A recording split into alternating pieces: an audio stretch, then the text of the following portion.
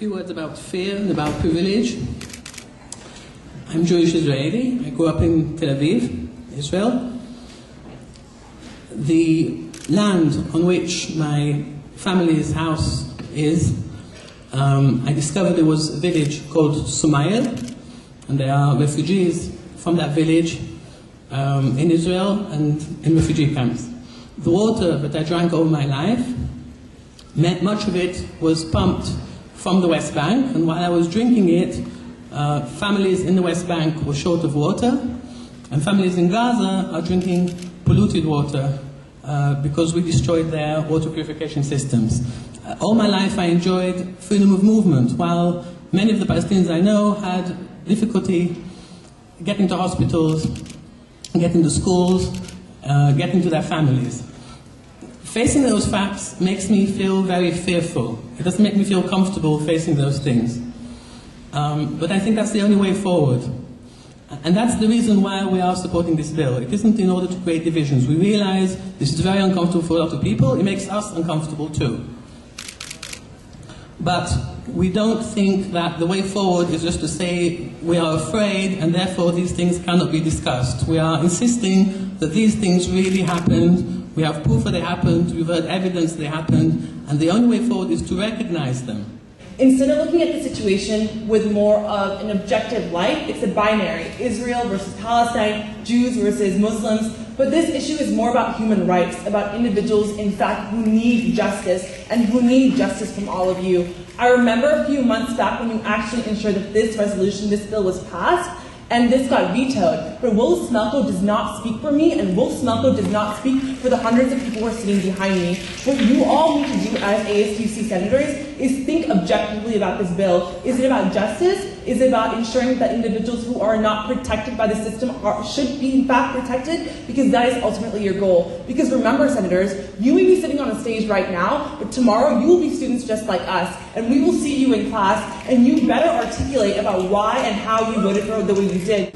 Hi everybody. So we've heard a lot of people speak today, and a lot of people have shared their narratives and experiences, and I just really want to say, you all have a conscience, you all have rationale.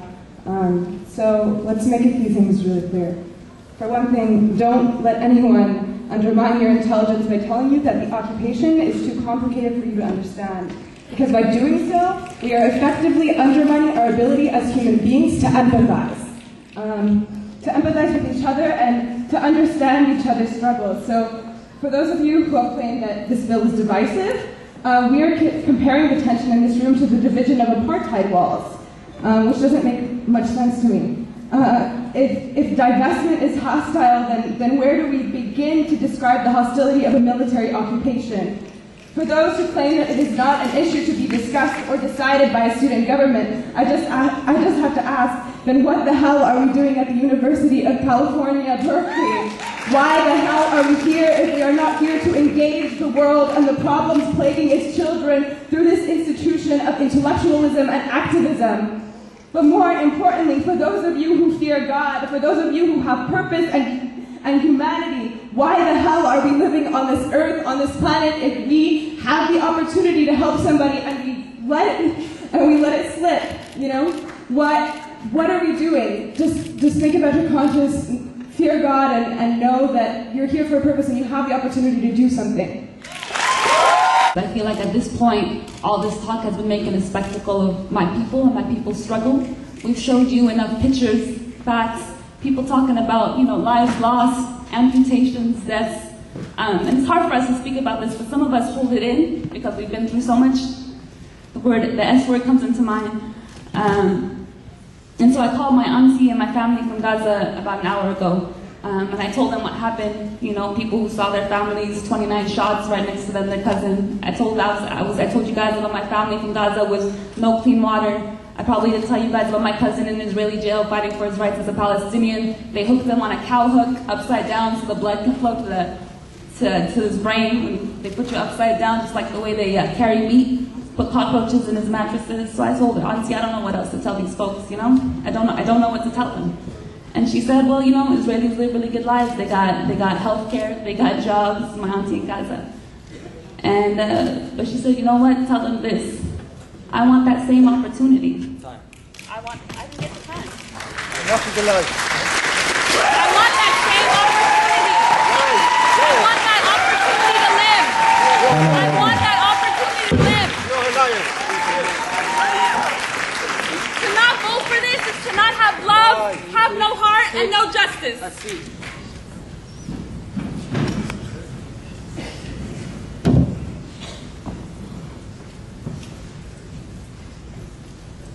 Okay, so in response to what was just seen, nobody here is justifying the attacks on Sderot, but the fact remains that we are not funding them, we are not supporting them.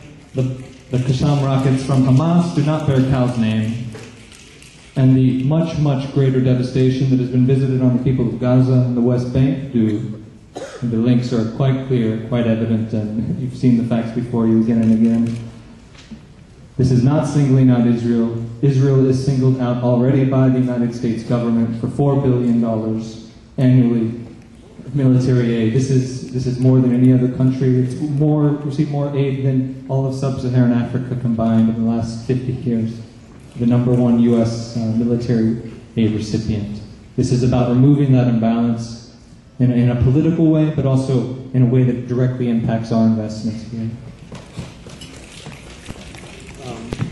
I'm a Palestinian student visiting from Palestine. I actually apologize for a lot of people here because I won't be talking a lot about the bill.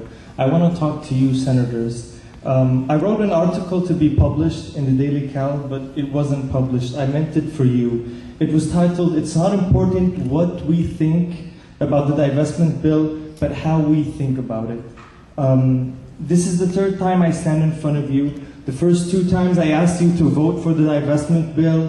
On both occasions, it was all about you, how you perceive me and my people. Tonight, with your permission, I would like to focus on how I perceive you. If someone asked me about the outcome of this vote 9 months ago when I first came here, I would have expected 100% support. Today, I would be unwilling to make such prediction. Because today, I realize that the controlling processes that affect everyone here that are stuck in this narrative that's imposed on you. It's imposed on you by mainstream media, powerful lobbying groups, and other. So what is it that leads to this? I know this might seem a little far-fetched. You're thinking conspiracy theory. Hear me out. So, is it the pressure and the intimidation of this pro-Israel lobby that's made you to think and rethink about this divestment bill? Partially, yes. But my argument is that it's not only that. I argue that you have been captured by this narrative to an extent that it has clouded your judgment. So, one example are the arguments against the bill. So there was the argument was that it was anti-Semitic, and then a lot of arguments came talking about that. We got Jewish members of the community, Jewish students and community members, rabbis, organization to talk about this. We talked about the issue of targeting Israel, about the issue of how we're dividing or non-dividing. On an intellectual and moral basis, there was nothing that you can argue against.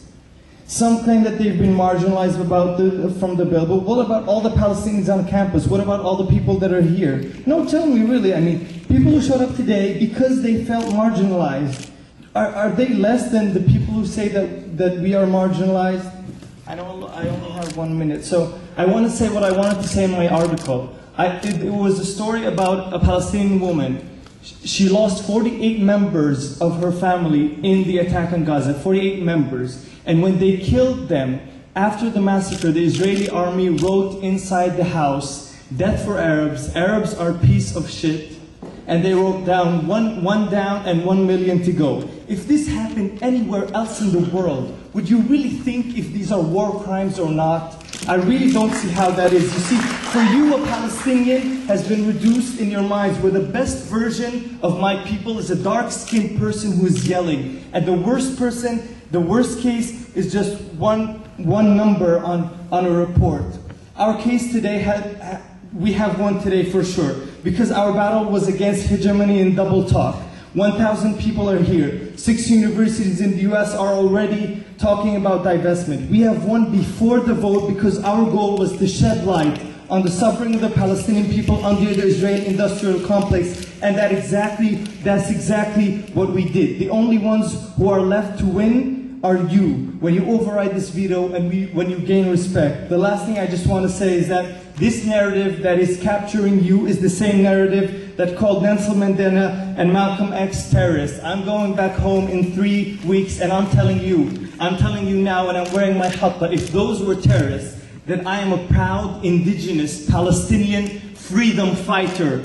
Rethink your terminology, rethink your narrative, rethink injustice, and rethink this veto.